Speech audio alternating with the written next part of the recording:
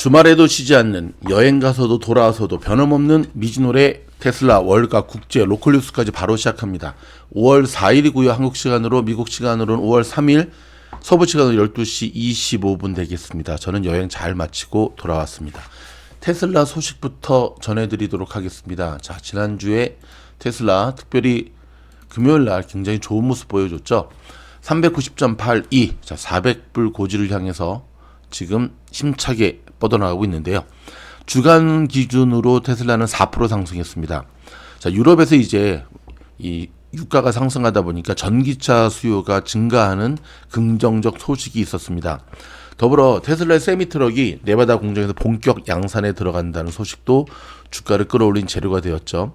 세미 생산은 테슬라의 장기 성장 내러티브에서 중요한 이정표로 평가되고 있습니다. 자, 재무적으로도 눈길 가는 수치가 나왔네요. 테슬라가 스페이스X와 xAI 등 머스크 연계 기업들로부터 거둔 매출이 5억 달러를 돌파한 것으로 확인이 되었습니다. 다만 이 수치는 관련 거래의 독립성과 이해 충돌 여부를 두고 투자자들 사이에서는 시각이 좀 엇갈리고 있는데요. 뭐 이런 거죠.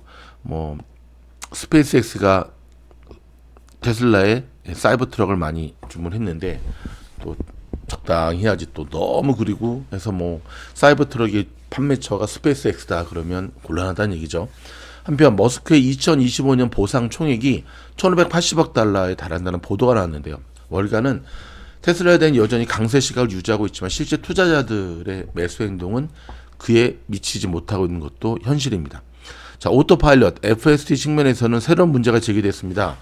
베론스가 보도한 내용에 따르면 테슬라 FSD 운전자들이 새로운 기술적 문제에 직면하고 있다 지적이 나왔는데요. 자, 이는 완전 자율주행 상용화 일정에 대한 시장의 기대를 다시 한번 점검하게 만드는 재료입니다. 자, 경쟁 구도도 주목할 필요가 있죠. 자, 경쟁 구도 말씀드리기 전에 제가 이제 여행을 계속 많이 다닐 수 있는 것도 테슬라의 FSD 덕분인데, 자, 다니면 다닐수록 버그들이 계속 발견이 되거든요. 특별히 제가 조금 이제 FSD 중심으로 올리다가 좀 쉬고 있는데, 자, 테슬라의 실제 이제 제가 두 달 차 이제 신규 드라이버잖아요.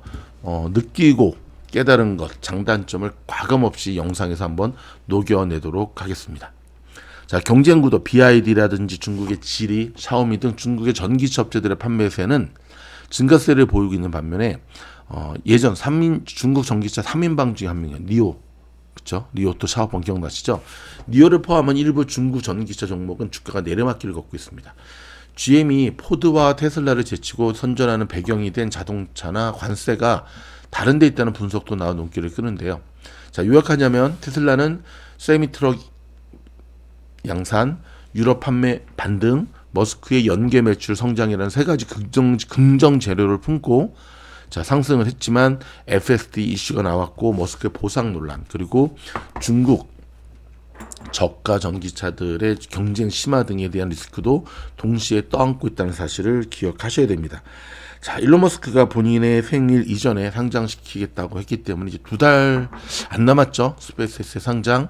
자, 본격적으로 이 흐름을 타고 가나요? 미즈노르가 함께 계속해서 자, 주목하고 있으셔야 됩니다.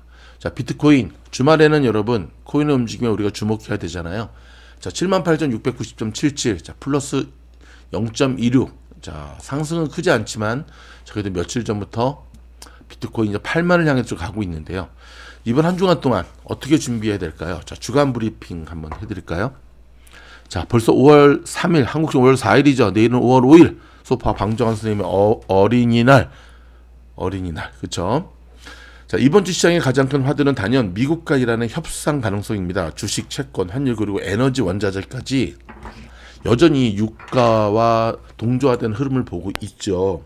제가 캘리포니아를 가든 베가스를 보든 늘 시선을 멈추지 않는 곳이 차, 가스 스테이션, 주유소의 기름값인데 여전히 캘리포니아는 6불대, 이제는 베가스도 4불, 5불대를 지금 가리키고 있습니다. 경제지표 측면에서도 자, 이번 주는 고용에 집중하셔야 됩니다.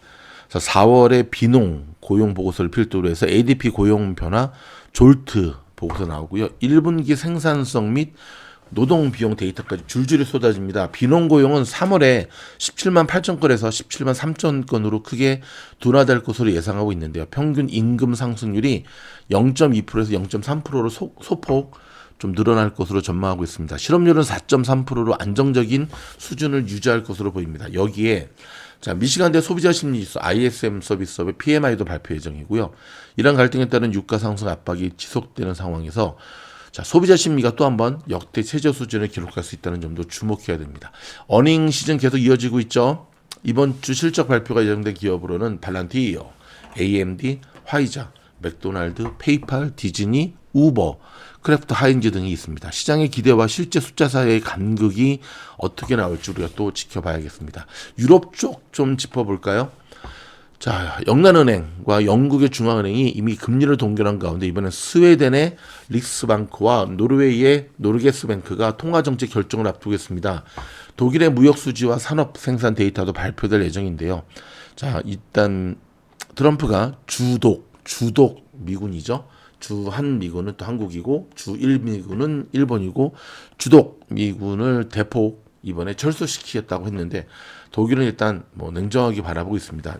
뭐 준비하고 있었다는 분위기죠. 그렇죠? 자, 아시아 태평양 지역에서는 중국의 4월 무역 데이터가 중동 분쟁의 경제적 영향을 가늠하는 주요 지표로 주목받고 있습니다. 일본은행 3월 회의 의사록과 임금 데이터 센터가 예정돼 있고요.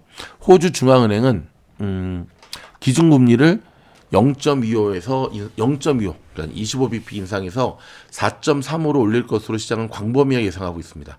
자, 인플레이션이 이란 분쟁과 맞물려 계속 자극을 받고 있는 상황이기 때문에 그런데요.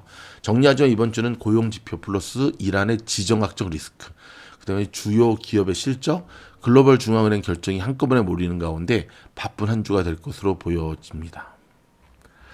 자, 그다음에 여러분, 미국과 이란 사이의 긴장이 단순한 외교적 마찰 수준을 훨씬 뛰어넘고 있는 모양새입니다. 트럼프는 이란과의 핵 협상이 진전되지 않을 경우에는 수출 봉쇄를 포함한 강력한 제재를 예고했고요. 미국은 이란의 3자 수출도 사상 처음으로 거부하는 강경 기조를 이어가고 있습니다. 여기 연중까지 이란 전쟁으로 인한 금리 경로의 불확실성을 공식적으로 언급하기 시작했죠. 이란이 14개 핵시설에 대한 미국의 직접 검토를 허용하는 방안을 두고 내부 협의 중이라는 보도가 나왔지만 실제 합의까지는 여전히 불투명한 상황입니다. 지정학적 긴장의 최전선은 호르무즈 해협인데요. 전 세계 원유 해상 물동량이 20%가 통과하죠. 유조선 충돌 사고가 이미 발생했고 현재 원유 선물 CL은 이 리스크를 반영하면서 높은 수준을 유지하고 있다는 것도 주목해야 되는데요. 미국의 베센트죠. 재무장관은 전쟁이 끝나면 유가 급락할 거다. 그래서 전쟁 나기 전보다 더 내려갈 거다. 그러는데 말하는 걸 들어보면 약간 아니면 말고식이 좀 강해서 그대로 믿으면 안 되겠죠. 파급 효과는 원유에만 그치지 않습니다. 이란이 전쟁 후에 유럽의 금융 제재 폐쇄 가능성까지 언급하면서 중동발 지정학적 리스크가 에너지, 해운, 금융권을 동시에 압박하는 복합적 국면으로 전개되고 있습니다. 미국의 여론도 심상치 않은데요. 미국인의 66%가 이란 대비 전쟁에 반대한다는 조사 결과가 나왔고요. 자, 마가 지지층 내부에서도 비판적 목소리가 끊이지 않고 있습니다. 자, 이 모든 흐름을 시장 관점에서 정리하면 여전히 에너지 섹터는 단기적으로 지지를 받는 구간입니다. 자, 반면에 항공, 소비재, 물류센터는 유가 상승과 공급망 불안이 겹치며 압박을 받는 구간이거든요. 협상 타결 시그널이 나면 즉각적인 리스크 반등이 나올 수 있는 곳이기도 하죠. 자, 이번 어닝 전선에서는 버크셔에서 왜 B가 주목을 받고 있는데 버핏 없이 처음으로 열리는 주총입니다. 새 CEO죠. 그레그 아벨에 대한 주주들의 일단 기대치가 있는 것으로 확인이 되었습니다. 자, 이번 주 주목해야 될 것, 스피릿 항공이죠. 결국은 청산 절차에 들어갔다는 소식이네요. 초저가 경쟁사 한 곳이 퇴장하는 셈이라서 기존 대형 항공사들에게는 작은 호재로 작용할 것으로 보여집니다.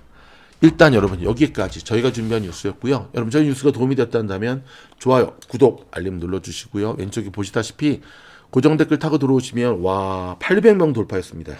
완전 돌파, 굳히기!